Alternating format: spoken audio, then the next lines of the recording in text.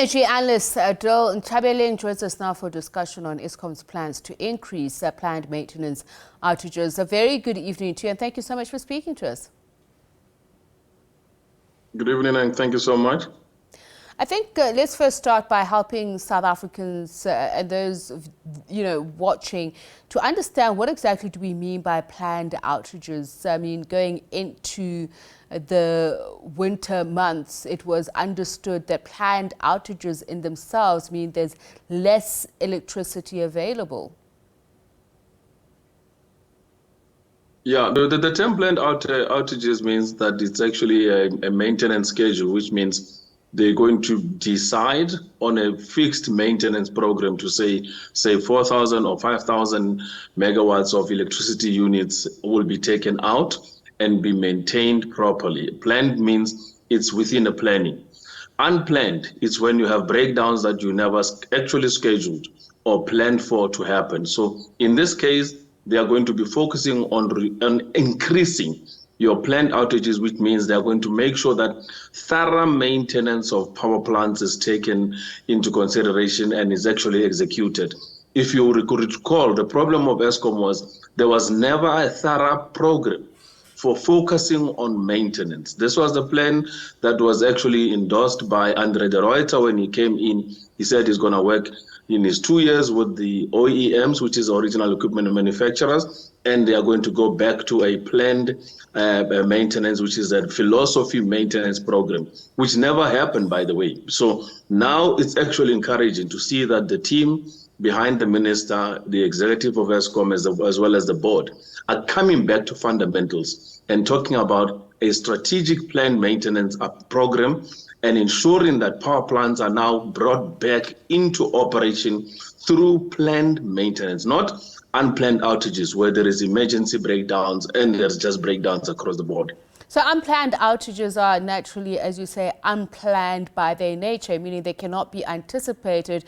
And one of the reasons we've been told is because of the ailing infrastructure in South Africa. The decision now is to undertake this because of what is anticipated to be less electricity demand because of the warming winter conditions.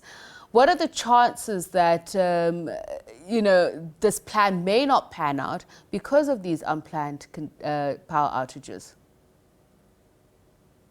Look, the chances are quite slim.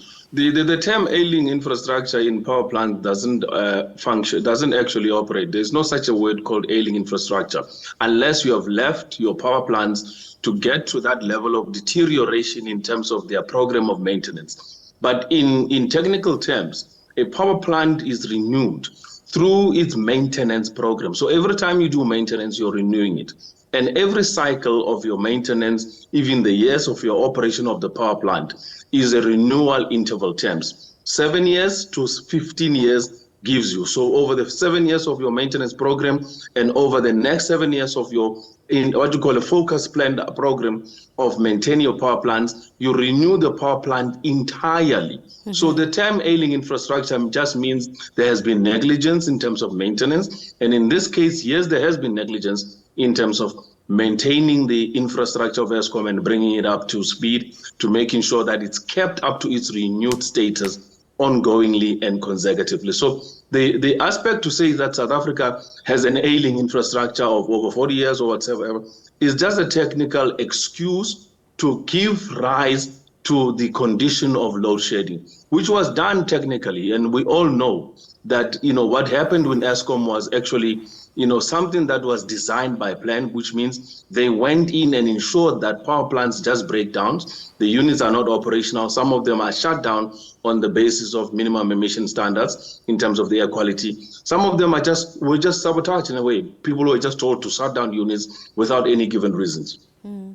And just in terms of what we saw, there were concerns around Koeberg. I think the minister in the past 3 weeks or so mentioned the reliability factor there, especially if we're talking about the availability of power at the moment, which he says averages at 60%. So what is the situation with nuclear power plants like Koeberg? Are we going to be relying on the electricity generation, which the minister says is a slightly better picture than last year? But can that situation change, particularly if at this point we're being warned that South Africa may experience a heat wave? So I'd imagine that there'll be electricity demand during those periods as well.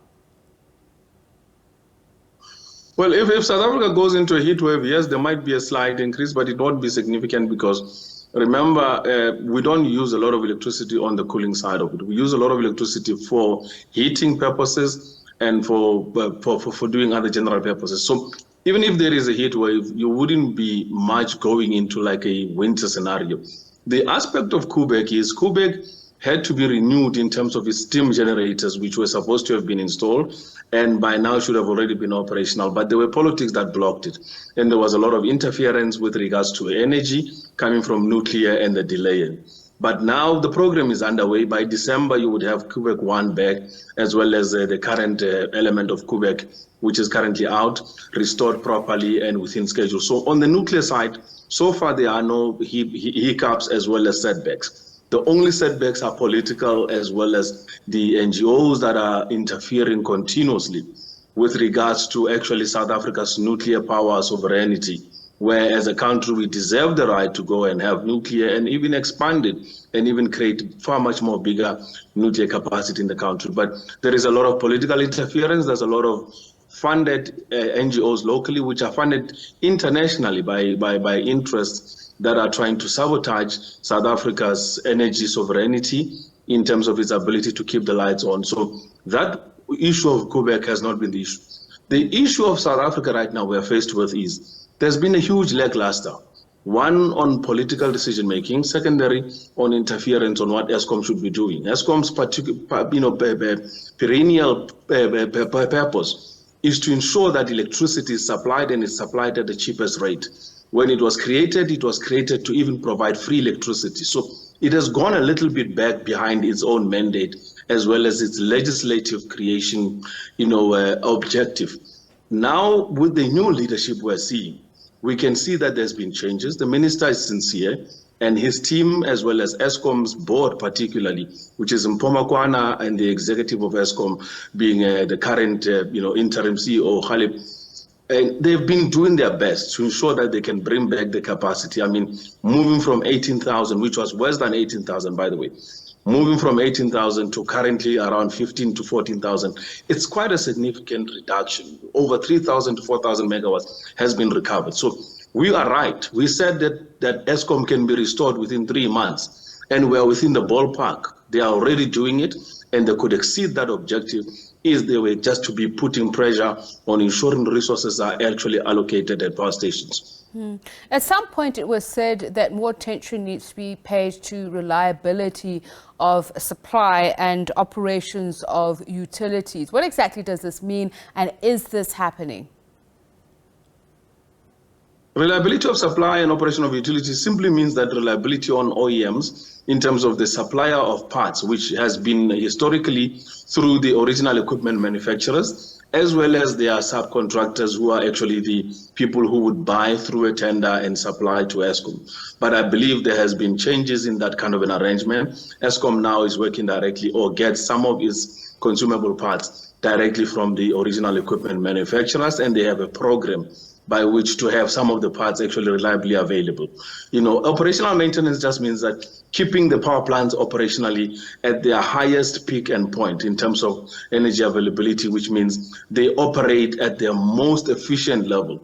If a power plant has been spec'd to produce 100% power, it must produce 100% or below, 90, 70. If it's less than 70, it means there are real problems. And in this case, there's been a shift on that focus. As you remember, we had a problem where the highest levels of load shedding were based on the fact that the former CEO, the past CEO of Eskom, said that he doesn't believe anymore in the capacity of Eskom's power plants to produce electricity. And they came up with many other excuses, saying that there are lack of skills, Eskom is overemploying and all of those things. And now the whole narrative has been changed. The same employees are bringing back electricity back into Eskom. The overstaffing of Eskom is proving to be a lie, that there was an overstaffing. The other element of it is the reliability part of it is those plants that they were calling them old plants are actually the most reliable because they are renewed whenever you provide maintenance and ongoing, upkeep as well as refurbishment of the plants. What's missing is Eskom is not implementing what is in the IRP, which the minister should look into it and ensure that he implements this program of ensuring that the HELE program, which is high efficiency, low emissions program of retrofitting power plants with brand new equipment that will ensure that it reduces the emissions. So the issue of emissions becomes a historical issue and Eskom becomes compliant with regards to air quality as well as the production of CO2. It is within certain agreeable levels. So far, Eskom has not moved at all into implementing a HELE program, which is the high efficiency, low emissions program. So the minister should look into that program of ensuring that the IRP is respected and that the requirement of improving power plants with HELE units are implemented within Eskom as part of their maintenance and renewal program of the power plants. Adil Nchabeleng, thank you so much for your time and insights. He's an energy expert just speaking to us about an announcement made by the Energy Minister and Eskom saying that it's looking to ramp up maintenance schedule as the winter months come to an end.